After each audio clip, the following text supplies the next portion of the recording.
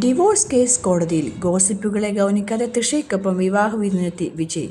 വിവാഹമോചന വാർത്തകൾ പരസ്യമായ പശ്ചാത്തലത്തിൽ ഒളിച്ചോടാതെ തങ്ങളുടെ ബന്ധം ലോകത്തിനു മുന്നിൽ പബ്ലിക്കായി തന്നെ വെളിപ്പെടുത്തണമെന്ന് വിജയ് ആഗ്രഹിക്കുന്നതെന്നും റിപ്പോർട്ടുകളുണ്ട്.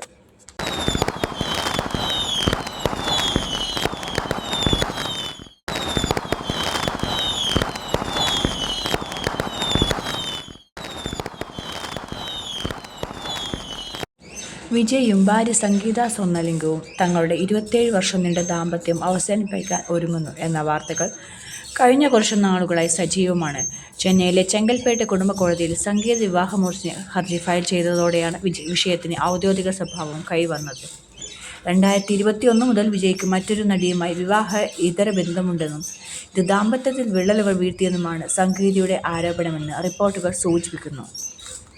ഈ സാഹചര്യത്തിൽ കേസ് കോടതിക്ക് പുറത്ത് ഒത്തുതീർപ്പാക്കാനുള്ള ശ്രമങ്ങൾ നടക്കുന്നുണ്ടെങ്കിൽ വിവാഹമോചന ഹർജിയിൽ പരാമർശിക്കപ്പെടുന്ന നടി തൃഷയാണെന്ന അഭ്യൂഹങ്ങൾ സിനിമാ വൃത്തങ്ങളിൽ ശക്തമായിരുന്നു. ആരോപണങ്ങൾ കത്തിനിൽക്കുന്ന സമയത്താണ് കൽപ്പാത്തി സുരേഷിൻ്റെ മകൻ്റെ വിവാഹ സൽക്കാരത്തിന് വിജയും തൃഷയും ഒരുമിച്ചെത്തിയത്.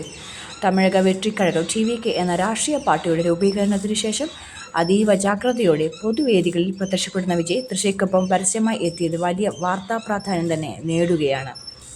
ഇരുവരും ഒരേ കളർ തീമുള്ള വസ്ത്രങ്ങൾ ധരിച്ചാണ് എത്തിയത് എന്നതും ആരാധകരുടെ ശ്രദ്ധ പിടിച്ചുപറ്റി. തൃഷ കാറിൽ നിന്ന് ഇറങ്ങിയപ്പോൾ വിജയ് അവരെ അനുഗമിക്കുന്നതും വിജയ് കയ്യിൽ പൂച്ചെണ്ട് പിടിച്ചു നിൽക്കുന്നതുമായ ദൃശ്യങ്ങൾ സോഷ്യൽ മീഡിയയിൽ നിമിഷനേരം കൊണ്ടാണ് വൈറലായത്. സൽക്കാരത്തിന് ശേഷം ഇരുവരും ഒരുമിച്ചാണ് വേദിയിൽ നിന്നും മടങ്ങിയത് എന്നതും ശ്രദ്ധേയമാണ്.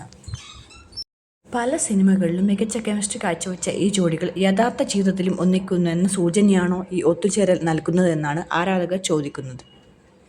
വിവാഹമോചന വാർത്തകൾ പരസ്യമായ പശ്ചാത്തലത്തിൽ ഒളിച്ചോടാതെ തങ്ങളുടെ ബന്ധം ലോകത്തിനു മുന്നിൽ പബ്ലിക്കായി തന്നെ വെളിപ്പെടുത്താനാണ് വിജയ് ആഗ്രഹിക്കുന്നതെന്ന് ഒരു വിഭാഗം വിലയിരുത്തുന്നു.